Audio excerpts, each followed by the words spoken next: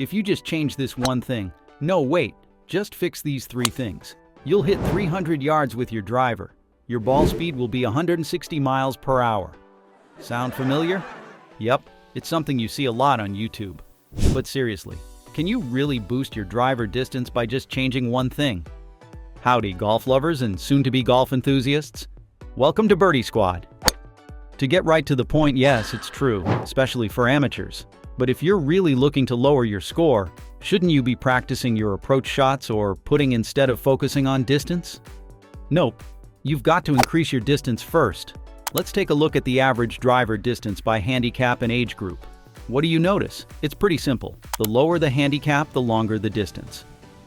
And the distance gap gets even bigger the lower the handicap. For example, in their 40s, there's only a 6-yard difference between high handicappers and mid-level players, but a 12-yard gap between single-digit handicaps and scratch golfers. Plus, there's a study by economist Mark Brody where he looked into the link between driving distance and score. Long story short, he found that for amateurs, gaining just 10 extra yards off the tee can shave a stroke off your score. So, how can you hit your driver farther? It's all about moving your head, lifting your thumb up, and using your right arm properly. Wait, you're probably thinking, aren't you supposed to keep your head still? Nope. I'll break it all down in this video.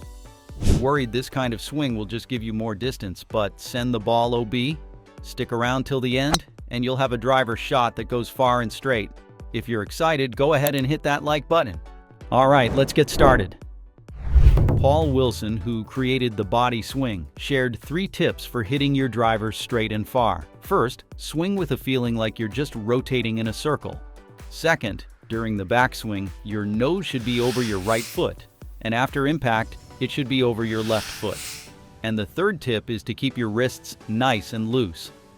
So, what's the benefit of swinging like this?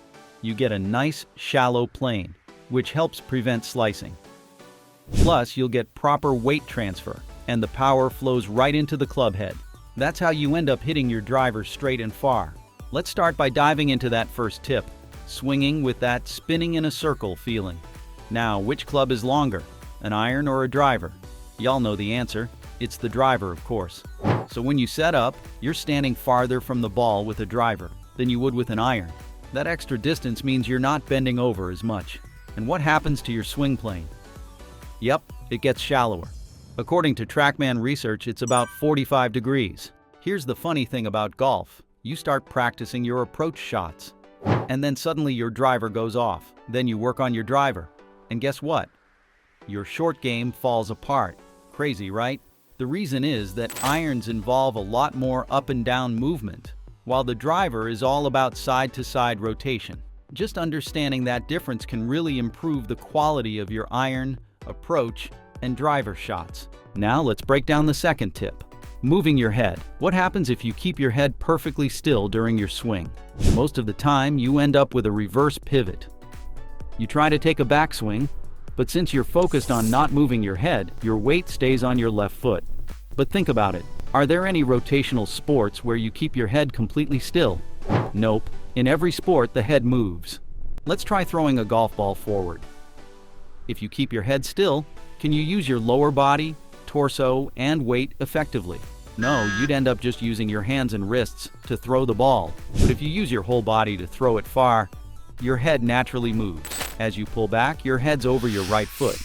And when you finish, it's over your left foot.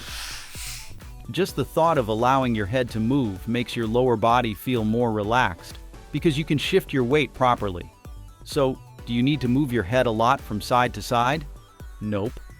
It only needs to move about 7 to 10 centimeters. When you're in your backswing, your nose should be over your right foot. And after impact, your nose should be over your left foot. That's the key.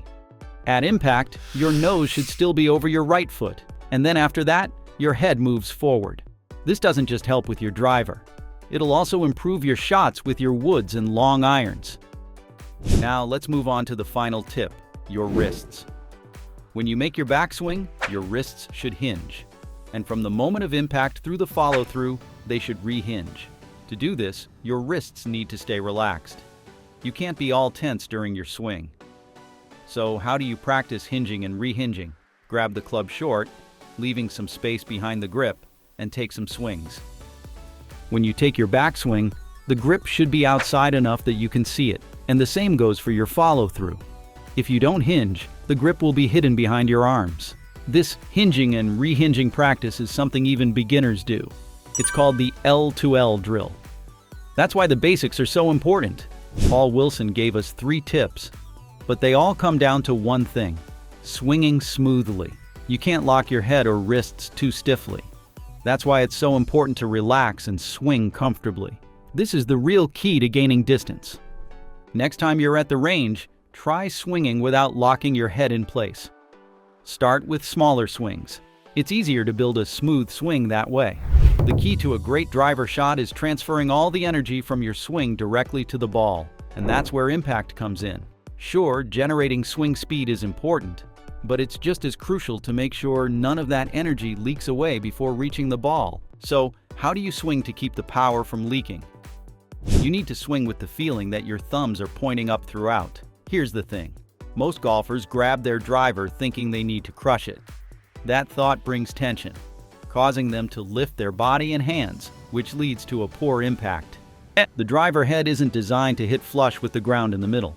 The heel touches the ground, and the toe is slightly raised.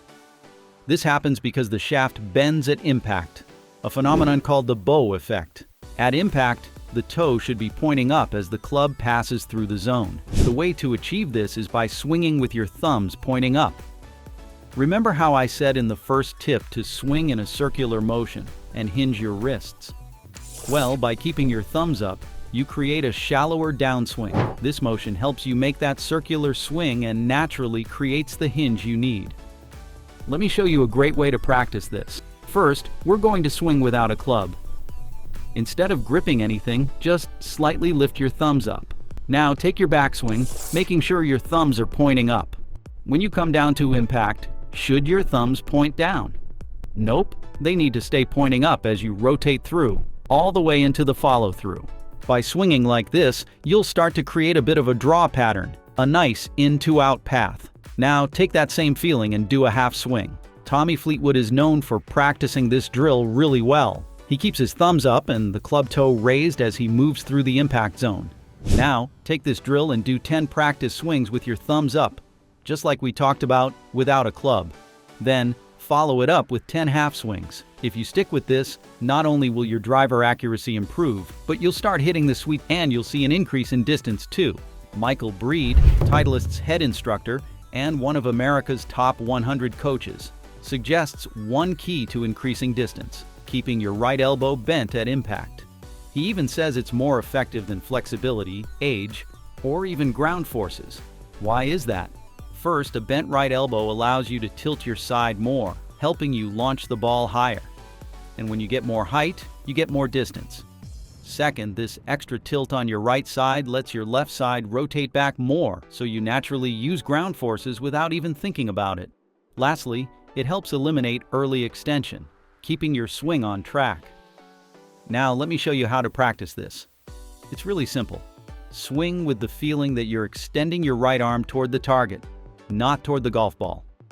Think about it like this. If you were throwing a ball, would you get any power by throwing it at the ground? No way. You'd throw it toward the target to generate power. That's the same feeling you want in your swing. Practice this and watch your driver distance improve dramatically. Remember how we talked earlier about how important distance is? Bryson DeChambeau proved that. But his success wasn't just about distance. It also came from his approach shots and short game around the greens. Golf is a complex, multi-dimensional game after all. Alright y'all, in this video you learned how to hit your driver straight and far. Let's sum it up. What were the key points? First, relax your body and focus on weight transfer in your swing. Second, feel like you're lifting your thumbs up through impact. And last, extend your right arm after impact. Remember at the start of the video when I showed you how distance affects your score? For every 10 yards you lose, your score can go up by about 5 strokes. But here's the thing. While pros need endless practice to add distance to their already polished swings, we amateurs have a lot more room for improvement. So with just a little practice, you can really boost your distance. So don't give up on your driver. Keep practicing, and you'll see those scores drop in no time. Thanks so much for watching. We'll keep bringing you great tips and info until the day all our Birdie Squad subscribers are comfortably playing in the single digits. Thanks again. This has been Birdie Squad.